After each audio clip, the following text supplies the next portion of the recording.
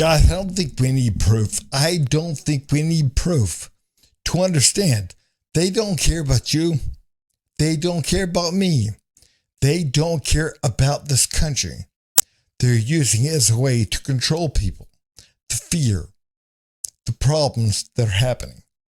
The southern border wide open. Again, they're using that fear to control you. In Pittsburgh, Pennsylvania, they are between the hours of 3 a.m. and 7 a.m. They're not going to have cops available to come to your house. If somebody's stealing your car, breaking into your house, they're not coming. They're not coming out unless, there's some kind of a big life-threatening situation. At that moment, they're not coming out because, again, they might only have 20 cops on staff for the entire city. And again, we know why this is happening. Defund the police. Black Lives Matter. Yeah. People understand. They've got to understand why this stuff is happening. They're using this as a way to control you. Again, chaos. The southern border wide open. Letting all these illegals in the country. Defund the police. No bail. Again, things are getting worse, not better. And they're using this as a way to control you. But guys, I want to show you a clip from JLP and 11 News in Pittsburgh. Watch this. It's going to get worse. Why do you think they're deliberately taking away the cops? Defund the police. Why do you think they deliberately allow Black Lives Matter to destroy America, tear down statues and things like that?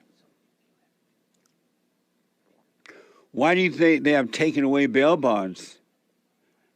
They're setting it up so that it will get worse. Because they know you're afraid and they want power. They're on an ego trip. The government, that is, and the media. And for the most part, the cops have given up, at least in most of these states. And can you blame them? No. Cops are human too. Say their names. Cops are human. Say their names. For the most part, they have given up. According to townhall.com, Pittsburgh they were making significant changes toward how they would maintain public safety and enforce the law. Watch this from 11 News. They will no longer respond to calls that aren't considered in-progress emergency. That means calls like criminal mischief, theft, harassment, and most burglary alarms will all be handled by an enhanced telephone reporting unit. That means residents will file a police report over the phone. Officers will not respond unless it's an emergency. Also, between the hours of 3 a.m. and 7 a.m., there will be no officers at any of the 6 stations throughout the city. Call boxes that link directly to 911 have been installed for people to use in case of an emergency. And during the overnight shift, there will be as few as 20 officers to cover the entire city. I'm confident in the decisions that we make that it impacts this bureau and the city in a much better way than we have in the past. Right. Oh, somebody's attacking you, go to that blue box over there at the police station and call them. You need to file a report. Don't call the cop. Call the answer machine. That is absolutely nuts. Absolutely nuts. They're not going to come. They're not coming to your house. And again, if you need help, well, you can call them and talk to their answering service. And maybe at 7, you'll get somebody. And if your house is being broken into, and you can prove it, by two, you have to prove it by 2 means. Like your alarm company has to call them, and you have to show a picture of like broken glass or something. And then if they have somebody, they'll send them. I mean, we truly have to understand how absurd this is, how crazy it is. But again, people want, they want diversity. They want change. We got to somehow redo our police force because, again, we're hurting the people that are breaking the law. We're hurting the criminals. We can't hurt them. Those poor people, especially if they're black and brown. Oh, we got to worry about them. No, we don't. No, we don't.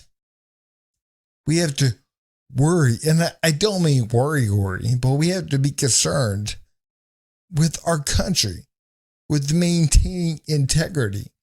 And these people, they're destroying this country. The politicians, they're destroying it. I mean, Bill, I think his last name was Peduto or something, the former mayor of Pittsburgh. Again, I'm going to show you a clip here in a second of him saying police reform is going to happen. Whether or not you're on board with it, it's going to happen. So again, you better not protest. Don't worry about that because the train, I'm quoting, the train has already left the station. That's what Bill said when he was talking to a group of, I think, college people back in 2022, 2 years ago. He said, we're going to have police reform. The train has already left the station. So again, if you're against it, oh well, it's already happening. And again, he shut down the police academy shortly after George Floyd, back 4 years ago. Why? Because again, we have to have police reform in this country. It doesn't matter who it hurts. It doesn't matter if it hurts everyday people. Again, we got to have police reform because the poor people that break the law. But gosh, watch this. The vice president of the Pittsburgh Fraternal Order of Police voiced concerns in a letter over politicians' lack of support for the police. How do you plan to get the police union specifically on board for further reforms? I was on the receiving end of one of those letters, and basically, where the emotional level is right now, we're all, and I don't mean that as elected officials, just all of us as a nation are in a fight or flight mode. And when you're in that type of a mode, long-term rational discussion requires being a partner in recognizing that change is inevitable, that we are at a point now in this country where it is going to occur. And would you like to be a part of that discussion of how it occurs, or would you rather protest it and try and stop? The train's already left the station. There is no going back at this point. And it's only a question of what that reform will end up looking like for cities all across this country. I mean, they don't care. They don't care about you. They don't care. They don't care about me. They don't care about this country. It's all about looking a certain way. Reform the police. We're going to reform the police. And again, I think everyone knows how that is turning out. I mean, again, look at places like, Pittsburgh, Philly, New York, Chicago, LA, San Francisco. I think everyone knows what's happening. And again, they're racing to the bottom of the hill. They are destroying themselves. But the thing is, guys, we have truly got to recognize it's underway. I know that. But people have got to start waking up. They got to start waking up fast, because if they don't, it's over for this country. People have got to realize that. And again, man, we got to have reform. We got to have reform because, again, you don't matter. But the criminals, they matter. Especially if they're black and brown. Oh, black and brown criminals. Because of slavery. Because slavery happened. Again, we got to feel bad for them. We get to make everyone suffer in the present based on things that happened at some point in history. Again, we have truly got to realize what is happening. I understand that everything is going to be perfect with the cops. I get that. Never has been, never will be, I'm sure. But that is our defense. That is the way to make people safe, to have safety in our cities, in our communities, in our homes. You know, again, if somebody's breaking into your house, stealing your car, doing whatever, you call the cops. But again, they don't care. People have got to start looking out for themselves. They've got to realize, again, they're coming at your guns. I mean, during the middle of this, they're coming at your guns. They don't want you to have guns. They don't want to give you cops. They don't want you to have guns.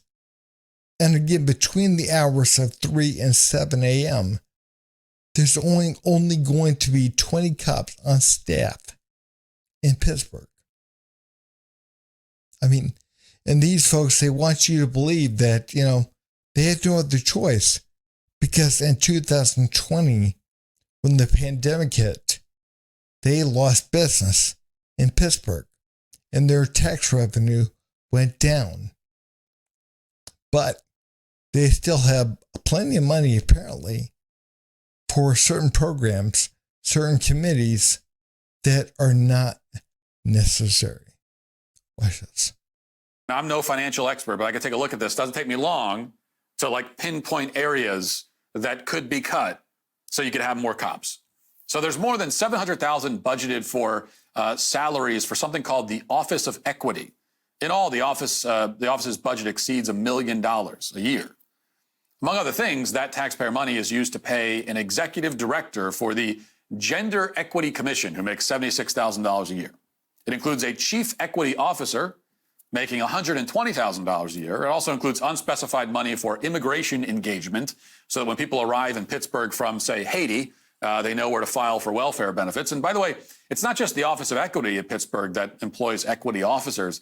The Office of the City Clerk also has an equity, diversity, and inclusion policy analyst who makes something like $62,000 a year. There's also millions of dollars for the Office of City Planning, including hundreds of thousands of dollars devoted to saving the climate. And that includes tens of thousands of dollars for so-called climate resilience analysts, like this woman. Watch. Hello, my name is Sarah Yeager. I'm the resilience analyst with the City of Pittsburgh in the Office of Sustainability and Resilience within the Department of City Planning. The City of Pittsburgh recently compiled a greenhouse gas inventory that takes a look at all emissions throughout the 55 square miles of the City of Pittsburgh. Through that profile, we found that about 82% of our emissions come from buildings and the use of energy within buildings. 17 to 18% is through transportation emissions, and then 1 to 2% comes from our waste. The data collected through this emissions profile was compiled to give us a snapshot look at what is happening within the city, but then it's also used to develop goals and actions as we look towards mitigating climate change. Instead of spending money on climate change stuff, you know, again, making everything clean, making everything zero emissions, no carbon footprint, whatever. Instead of doing that, maybe, just maybe, you ought to, employ more than 20 cops, from 3 to 7 a.m. Maybe. Because again, it doesn't matter if you're not safe, even if you cleaned the whole world up, if you're not safe, what's it matter? It doesn't.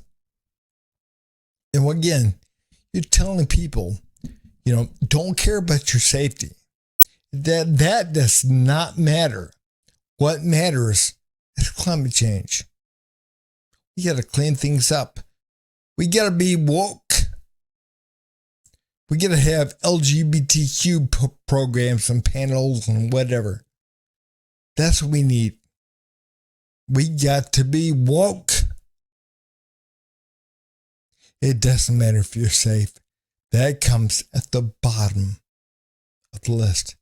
They don't care. They don't care about you, not one bit. What they care about is how they look. So again, it has nothing to do with the money. It has to do with what they think is important. And apparently,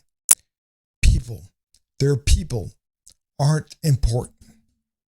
But guys, man, if you would, please like, subscribe, and leave a comment down below. Thanks.